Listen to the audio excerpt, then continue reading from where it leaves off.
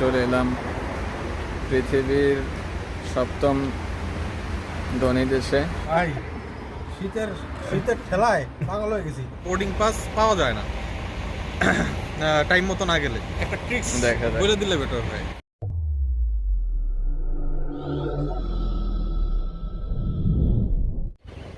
আসসালামু আলাইকুম সবাইকে, আশা করি সবাই অনেক অনেক ভালো আছেন। তো আজকে আসলে আমি মিলানে আছি। তো মিলান থেকে আজকে আমরা যাব সুইজারল্যান্ডে। তো আমি আসলে খুবই এক্সাইটেড। সকাল সকাল এখন আমাদের বাস ছাড়বে 9:30টার দিকে, ফ্লিক্স বাস। বেশ কিছুদিন আগে এটার প্ল্যান করেছি। তো আজকে আসলে আমরা যাচ্ছি ফাইনালি। তো এই জায়গাটি দেখার জন্য আমি মিলান দেখে মানে খুবই ভালো লেগেছে আমার কাছে। তো সুইজারল্যান্ড কত না জানি সুন্দর হবে, আমি এটাই চিন্তা করছি। আর আমাদের এই পুরো যাত্রা ইতালি এবং সুইজারল্যান্ডের প্ল্যান করেছে আমাদের হাসনাত ভাই।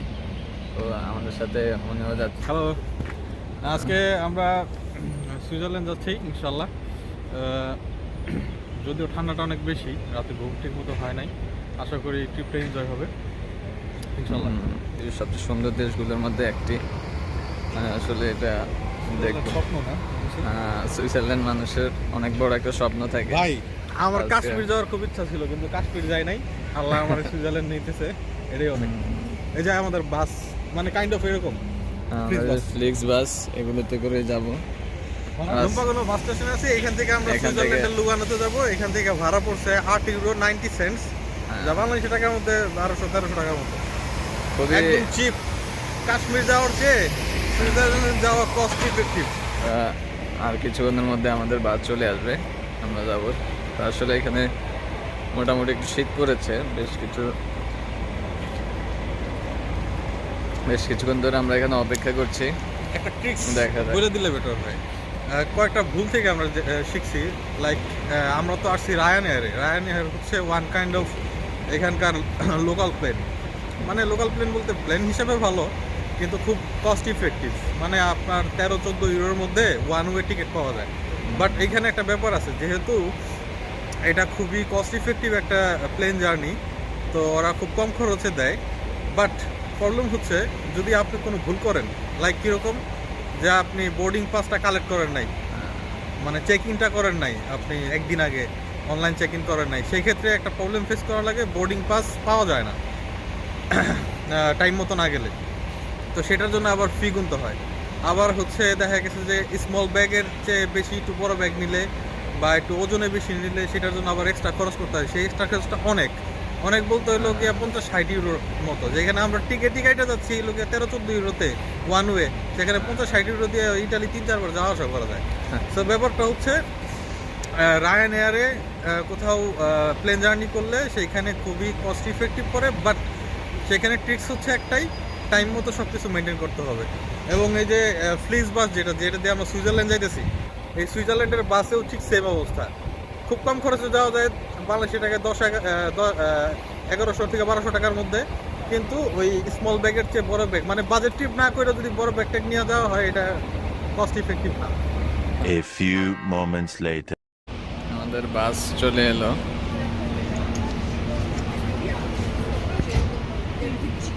È già poco per 5 ore.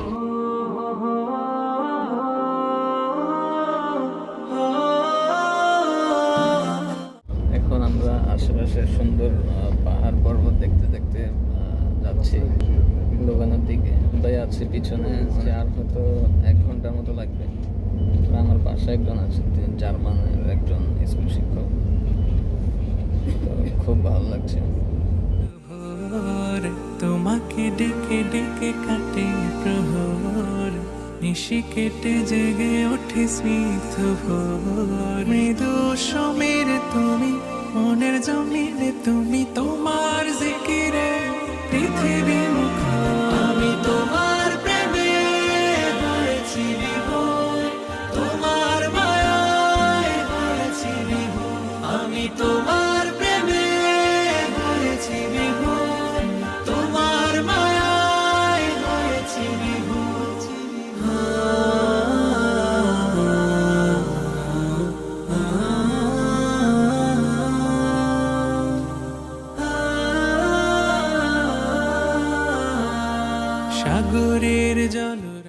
বাস থেকে নামলাম লুগানোতে, ঠান্ডা লাগছে, ঠান্ডা ঠান্ডা আবহাওয়া, খুব ভালো লাগছে। অবশেষে আমরা চলে এলাম পৃথিবীর 7ম ধনী দেশে, সুইজারল্যান্ড। আসলেই খুব সুন্দর।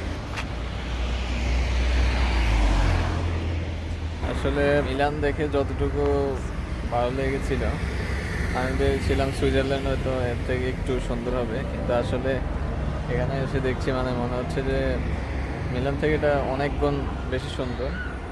আর মনে হচ্ছে যে প্রতিটি জায়গা ছবির মতো করে আঁকা হয়েছে। তো খুব ভালো লাগছে, মাশাআল্লাহ। আমরা রাস্তার পাশ দিয়ে হাঁটছিলাম, তো হঠাৎ করে একটা জায়গা আমাদের চোখে পড়লো। এই যে পিছনেই দেখতে পাচ্ছেন কত সুন্দর, অসাধারণ একটি জায়গা। বুকের যত ভালোবাসা তোমায়, রুকু আর সেজদায় ছপি নিরালায়। এ বুকের যত ভালোবাসা তোমায়, রুকু আর সেজদায় ছপি নিরালায়। উকি দেয় সকালের সোনা রাঙারণ, পাতা পাখি হেসে হেসে করে আমার গধূলি। হাঁটতে হাঁটতে আরেকটি সুন্দর জায়গা পেয়ে গেলাম, ঝর্ণার মতো দুটি হাঁস।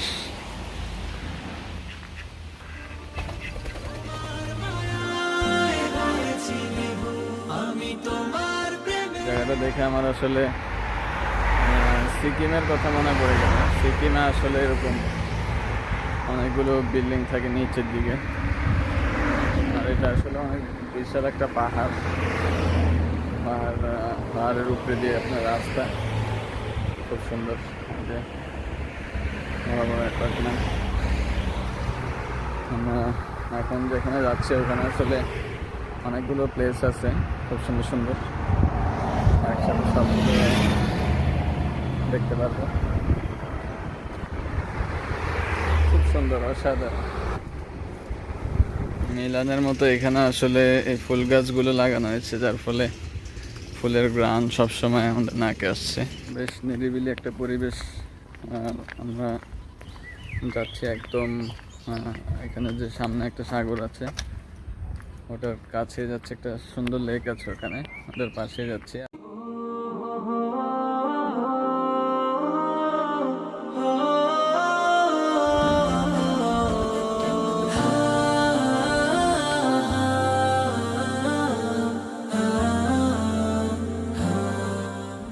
একটা আশ্চর্য রকমের বিল্ডিং দেখতে পেলাম, এই যে জানলার সব কাঁচ দিয়ে ঢাকা। তোমাকে ডেকে ডেকে কাটে প্রহর, নিশি কেটে জেগে ওঠে স্নিগ্ধ ভোর। মৃদু সমীর তুমি, মনের জমিনে তুমি, তোমার জিকিরে পৃথিবী মুখর। আমি তোমার প্রেমে হয়েছি বিভোর, তোমার মায়ায় হয়েছি বিভোর। আমি তোমার প্রেমে হয়েছি বিভোর, তোমার মায়া। আমরা একটু আগে এখানে দুপুরের খাওয়া দাওয়া শেষ করলাম, এখন আবার আমরা ঘোরাঘুরি শুরু করব। এখানে নতুন একটা সিস্টেম দেখলাম, এখানে খুব ভালো লেগেছে জিনিসটা। মানে যে এরকম পলিথিন দেওয়া থাকে এখানে, এগুলো পলিথিনে করে আপনার সব ময়লা এখানে ফেলার পলিথিন দেওয়া থাকে, এখান থেকে পলিথিন নিয়ে তারপরে ময়লা ফেলতে হয়। এখন সামনে যে প্লেসটা দেখতেছি, এটা আসলে আপনারা ক্যামেরাতে করতে দেখতে পারবেন জানি না, কিন্তু এই প্লেসটা কিন্তু পুরা অসাধারণ একটা প্লেস, একটা লেক। আমরা মূলত আসলে এই জায়গাটিতে আসার জন্য এত দূর হেঁটে আসলাম। সরাসরি দেখলে আরও খুব সুন্দর লাগে, ভিডিওতে কতটুকু দেখতে পাচ্ছেন জানি না।